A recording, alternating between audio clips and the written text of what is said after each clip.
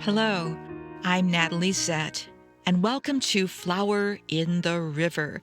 This podcast, inspired by my book of the same name, explores the 1915 Eastland Disaster in Chicago and its enduring impact, particularly on my family's history. We'll explore the intertwining narratives of others impacted by this tragedy as well. And we'll dive into writing and genealogy and uncover the surprising supernatural elements that surface in family history research. Come along with me on this journey of discovery. Hey, this is Natalie, and welcome to episode 127 of Flower in the River podcast. I hope you're doing well. So today we're going to return to Dwight Boyer's book, True Tales of the Great Lakes, and specifically revisit Chapter 2, Who Speaks for the Little Feller.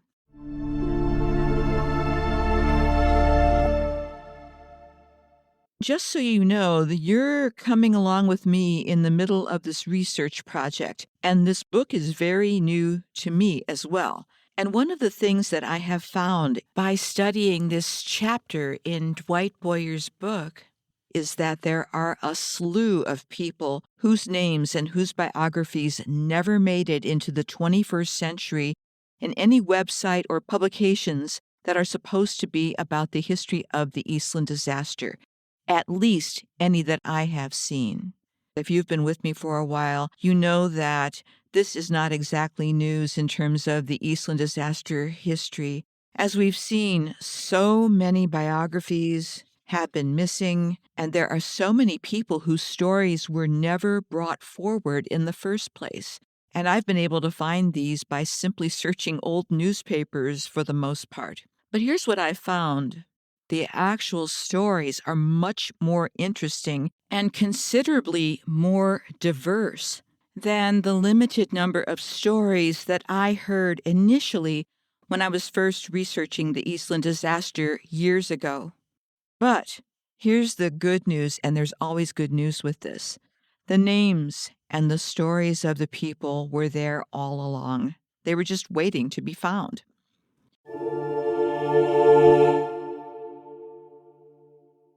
Although Dwight Boyer's book is new to me, it already has acted like a portal into that world. Today we're going to revisit one of the people that Dwight Boyer wrote about. It's a man and a hero who was hiding in plain sight. This is incredible. It was a matter of correcting a very simple error, the kind that could have been corrected with a little bit of research. But I'm guessing that because the deeper research wasn't done, this initial error kept going forward in time, and that error kept this man's life and his heroism in the shadows for more than a century. And when I saw what had happened, I thought, enough of that. It's long past time to bring his history into light, not just for him, but for his descendants, his relatives, who might not even know what their ancestor, what their relative, did on July 24th, 1915. I am going to read from Boyer's book, and I'm going to specifically read the sections that are about this man. Here we go. And this is the morning of the Eastland Disaster.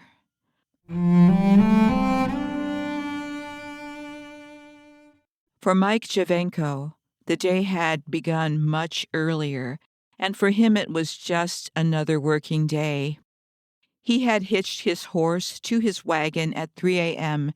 and shortly thereafter departed for the market district on the fringe of the downtown area. Mike peddled vegetables for a living, selling them on a neighborhood route that had produced many warm friends and satisfied customers. He purchased his vegetables wholesale at the markets, retailing them house to house after a modest markup to ensure a fair return for his time and labors. As the horse clip-clopped over the Clark Street Bridge, the empty wagon making quite a clatter, he noticed the sheer white bulk of the Eastland, only an hour home from a moonlight excursion, moored near the bridge. Wisps of steam rose from her deck machinery. Empty beer barrels were being rolled out a gangway, and a noisy group with a dray was unloading ice for her cold chests. Mike, with little time for the frivolity the preparations suggested, was unimpressed. Along the curved lane of the Clark Street Bridge, Mike Javenko, his wagon piled high with crated vegetables, was returning from market. Not familiar with any aspect of ships or their handling, he was instinctively alarmed at the sight of the Eastland leaning far over toward the river channel. Standing up and cupping his hands, he yelled to the crowd of young men on the bow, "Get off! The boat's turning over!" He was answered by a chorus of jeers and a shout by one loudmouth lout. "Go on, Dago, you're crazy."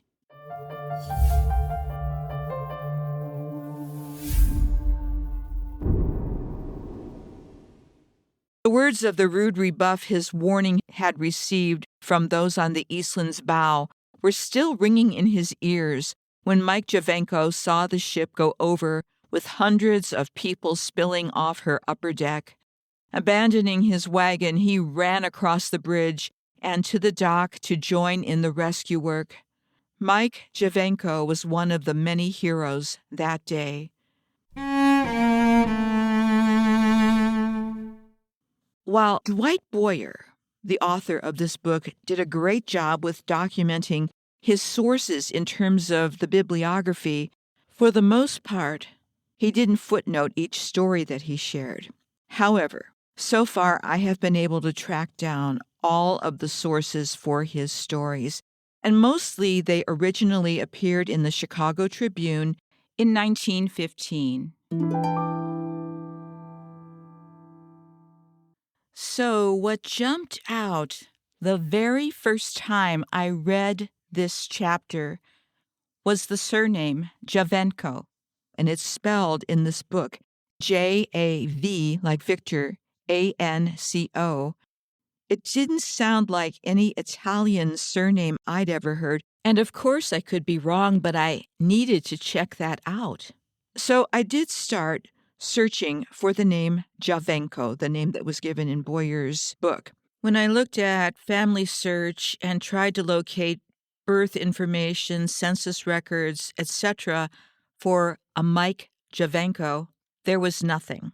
The people that I did locate with that surname were primarily from Mexico, Spain, and the Philippines, no one from Italy.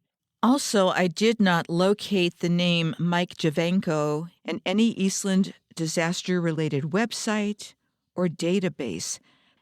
And that's odd in and of itself. Even though the name is incorrect, you would have thought somebody would have picked up on the fact that this guy warned people, he was a hero, but no.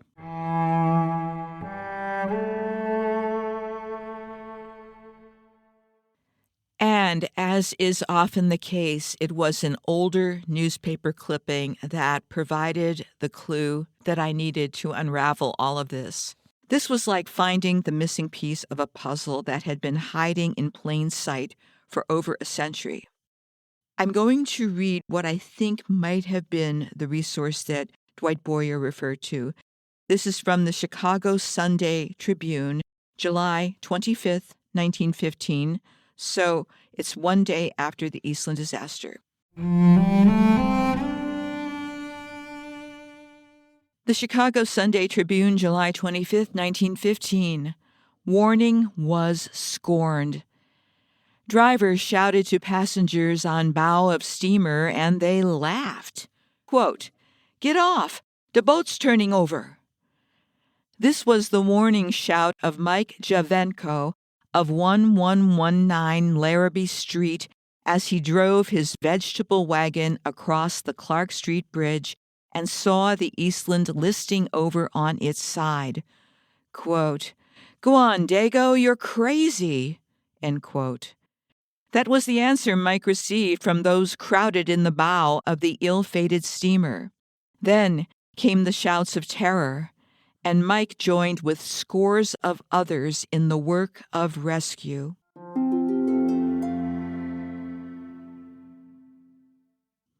Okay, genealogists, you know why this is gold.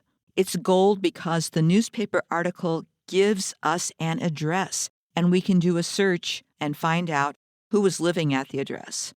I'll get back to that. But before we do that, I also want to share a similar article from the Daily Pantograph in Bloomington, Illinois, Monday morning, July 26, 1915. Drivers shouted warning. Chicago, July 25th. Many lives might have been saved had the warning shouted from the Clark Street Bridge by a peddler been heeded. Mike Javenko was driving across the bridge when he saw the Eastland begin to keel over. "Hey," he yelled to the upper deck of the steamer, almost beneath him. "Get off! The boat's tipping over!" There was a burst of laughter. "Go on," shouted an excursionist. "You're crazy." Javenko went on. Before his wagon had cleared the structure, the Eastland was on her beam's end, and the peddler went back to aid in the rescue.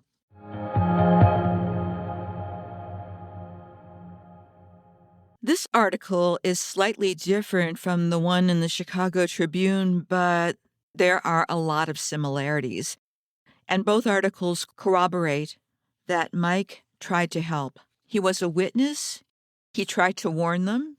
He got a lot of pushback, very rude pushback, and he was a hero. So here comes the good news. I did look up that address, and I was able to find him. Let me introduce you to this man by his real name. His name is Mariano, a.k.a. Mike Giovenco. The surname is spelled G-I-O, V like Victor, E-N like Nancy, C-O, Giovenco. So you can see how somebody who was not acquainted with Italian or Italian surnames could have made a valiant attempt to transcribe the name, and that's what it sounded like to this person, Giovenco. So according to Mike's 1918 draft registration card, he was born in 1875, and a little more research revealed that he was born in Altavia, Milicia, Sicily. He immigrated in 1895. So let's talk about where Mike was from and where he spent the rest of his days. So let's start with Altavia, Milicia, which is famous to this day for its impressive production of honey, of all things. Altavia Milicia is a tiny village located in the province of Palermo in Sicily. And here's another cool fact for you. During an archaeological dig, they uncovered an interesting cavern where several objects dating back to the Paleolithic period were found. And they found ruins of an amazing necropolis that had been relatively well preserved. And when I saw the present-day photos, and they are gorgeous with the ocean and everything was blue and beautiful, I thought, if I had lived in a place like that, I would never leave. But, as you may know, it was a harsher world back in the late 1800s, which drove people like Mike, and for that matter, so many of our ancestors, to take a risk, leave it all, get on a boat, and head for places like the United States, where they might have a chance. Returning to Mike's draft registration card, it gives us a lot of information, actually. So he was born in 1875, and that made him just 40 years old in 1915. Keep that in mind because I'm emphasizing that for a reason. He was married to Antonia, and the occupation he listed on his draft card was that of peddler, so he had been a peddler since 1915 at least. And Here's an extra bit of information about Mike. He describes himself as medium height and build, and he had brown eyes and brown hair. And he indicated that he had a scar on his abdomen. That was the only thing that he said was unusual about him. So let's get back to what happened to this man's name. In the newspaper, his name was misspelled as Javenko. And later, when Dwight Boyer was doing his research for his book, most likely he found one or both of those articles and repeated the incorrect spelling. And when Dwight was doing his research in the 1960s, he might not have even thought to have questioned the surname. It was a different time then, and access to information is not what we have now.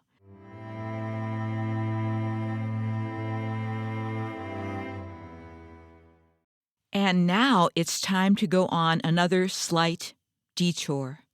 Let's fast forward. 21st century. We have all this technology. All kinds of capabilities are available at our fingertips. But if you're committed to this type of research, you literally have to be researching a lot. So, along those lines, what I decided to do was check Google Books several times and search on both versions of Mike's surname. I just wanted to make sure that I wasn't missing anything because so much information is being digitized and uploaded to places like Google Books every day. When you think about it, it is just incredible.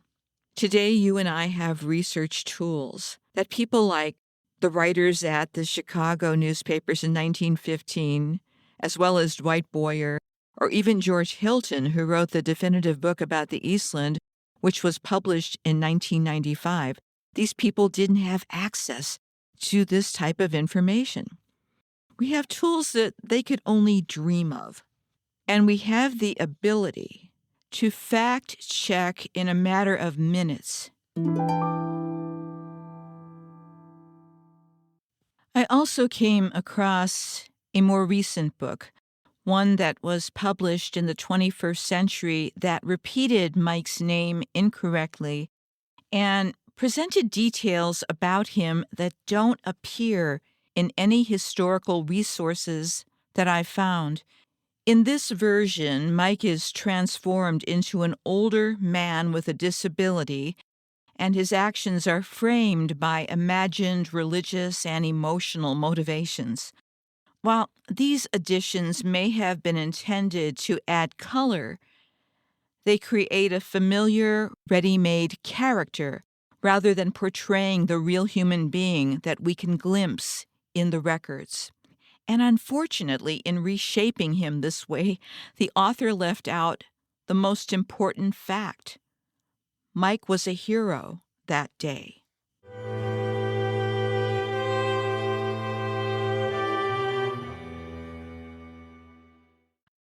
Let's get back to Mike Javenko and let's get to know him. I should mention that I created a publicly searchable family tree for him. And as part of his title, I include not just his name, but Eastland Disaster Hero.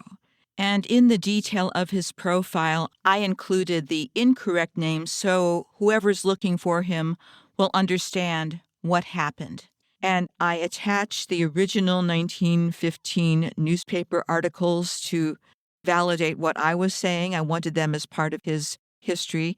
And I also added his draft card and census records that I found.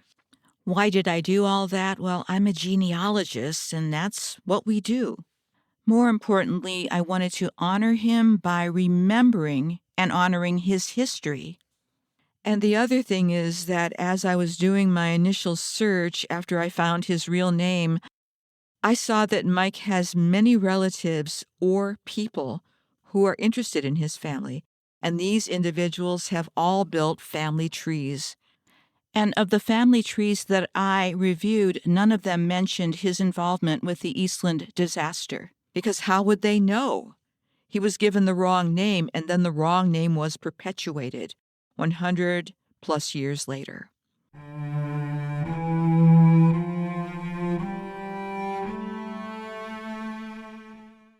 As mentioned, Mike Mariano Giovenco was born in 1875 in Altavia, Milicia. He was one of the many children of Loretto Giovenco and Angela Mule.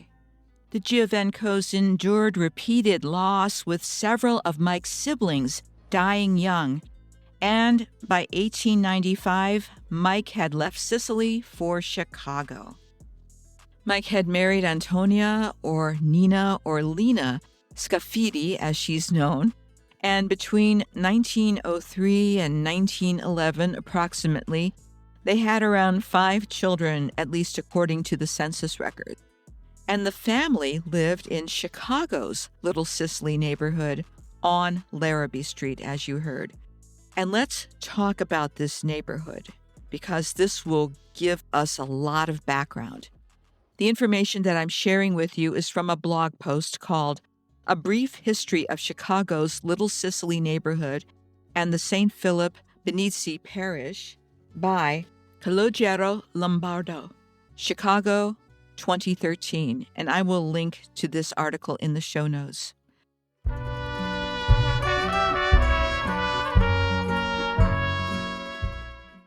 Mike lived in Little Sicily, which was an energetic Italian immigrant enclave on Chicago's near north side during the 1900s. His address on Larrabee Street put him right in the heart of a tight-knit network of families, most of whom seem to have come from Altavia, Milicia. You could walk down the street and hear your own dialect, smell familiar food drifting from open windows, and run into neighbors who you knew or who knew your family back in the old country. And at the center of it all stood St. Philip Benizi Church, founded in 1904 to serve Italian Catholics north of Chicago Avenue. This wasn't just a place for Sunday Mass. It was an anchor of community life.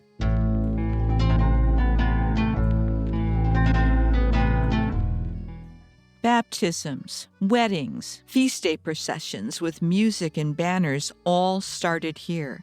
And in the summer, kids played 16-inch baseball in the streets, and the city would open fire hydrants so they could splash and cool off. The neighborhood thrived on small businesses, candy shops, bakeries, fishmongers, shoemakers, butchers, and barbers. Street peddlers like Mike Giovenco sold fruits, vegetables, peanuts, or hot dogs from carts, calling out to passers-by. Many residents worked grueling jobs in factories, rail yards, and construction sites near Goose Island. Women often found work in the garment industry, sometimes taking part in strikes for better working conditions. But Little Sicily, it also had a darker side.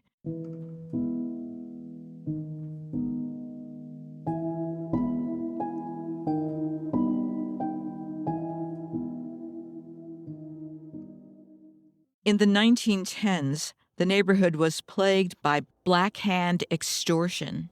According to Lombardo, the Black Hand was not one unified mob, but a method used by various criminals, often from Calabria and Sicily.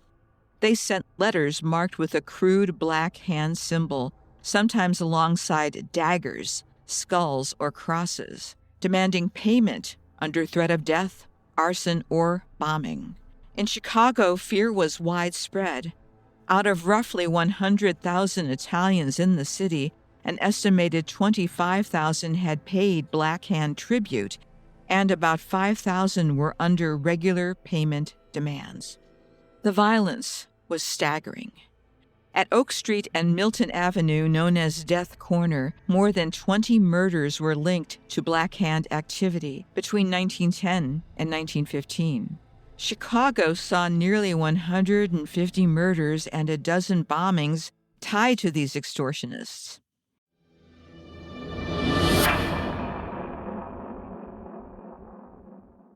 To protect children from the violence, Father Luigi Giambastiani, St. Philip Benizi, spent his early years as a pastor patrolling the streets and the alleys, rounding up kids for Sunday school in a place where danger could only be a block away. So the church was more than a spiritual refuge. Sometimes it was a shield. Life in Little Sicily was also hard in practical ways. Housing was crowded. Heat came from a coal-burning stove in the kitchen, and many homes had no bathtubs, forcing families to use public baths or galvanized tubs on the kitchen floor. By 1920, the neighborhood was the most densely populated Italian district in Chicago, home to 20,000 people packed into a few city blocks. That was the world Mike Giovenco lived in, but he had a foundation of strong family and neighborhood ties, deep cultural traditions, and hard and dangerous work. It was also a world where, despite what we just heard, people would step in when someone needed help. The convictions and values that Mike brought with him are the same ones he carried onto the Clark Street Bridge on the morning of July 24th, 1915. And his job that kept him on the streets was the very one that put him at the right place at the right time on the morning of July 24th, 1915. That day, the newspapers misnamed him as Mike Giovenco, but the story was real.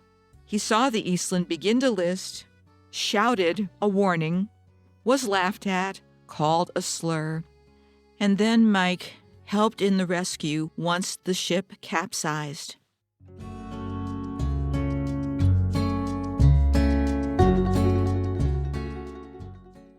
After that time, Mike continued to work, and he raised his family in Chicago, where they lived for decades.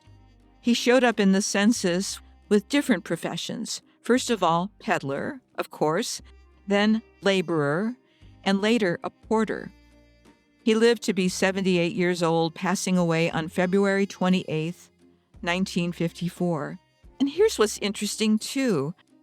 He was initially buried at St. Joseph's Cemetery in River Grove, and then, in 1956, his remains were moved to Queen of Heaven Cemetery, most likely to be with other family members buried in the same location. In terms of the Eastland Disaster history, Mike Giovenco was not a missing person.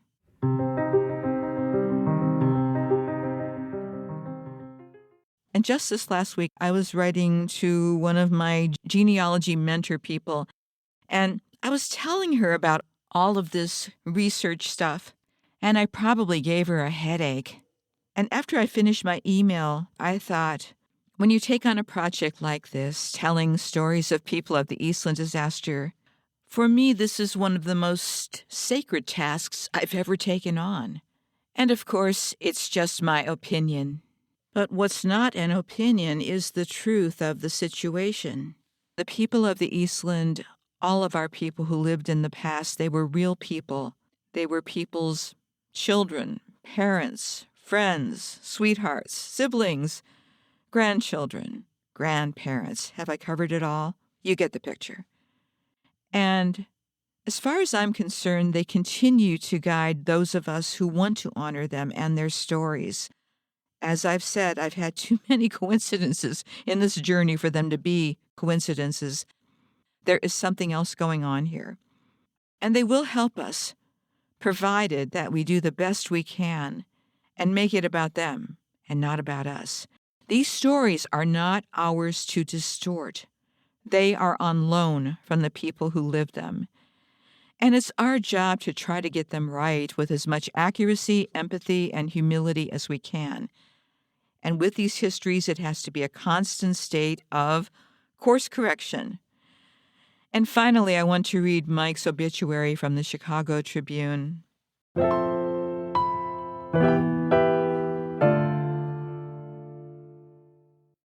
Sunday, February 28th, 1954.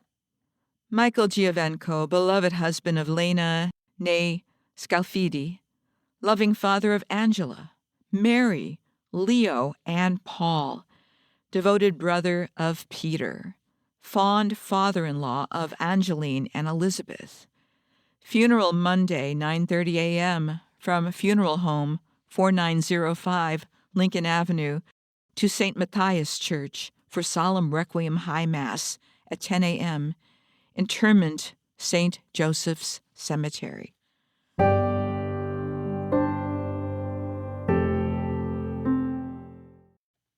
So this obituary tells us that Mike had a lot of family.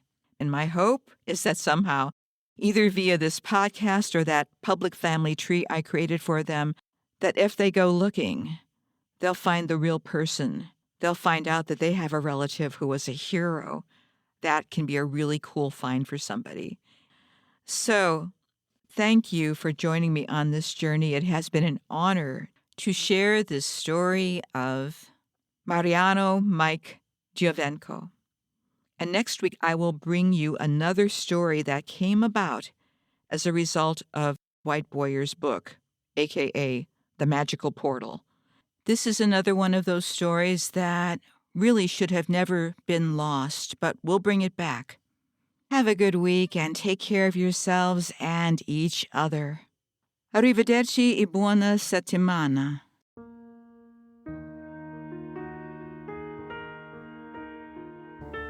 Hey, that's it for this episode, and thanks for coming along for the ride. Please subscribe or follow so you can keep up with all the episodes. And for more information, please go to my website. That's www.flowerintheriver.com. I hope you'll consider buying my book, available as audiobook, ebook, paperback, and hardcover, because I still owe people money. And that's my running joke. But the one thing I'm serious about is that this podcast and my book are dedicated to the memory of all who experienced the Eastland Disaster of 1915. Goodbye for now.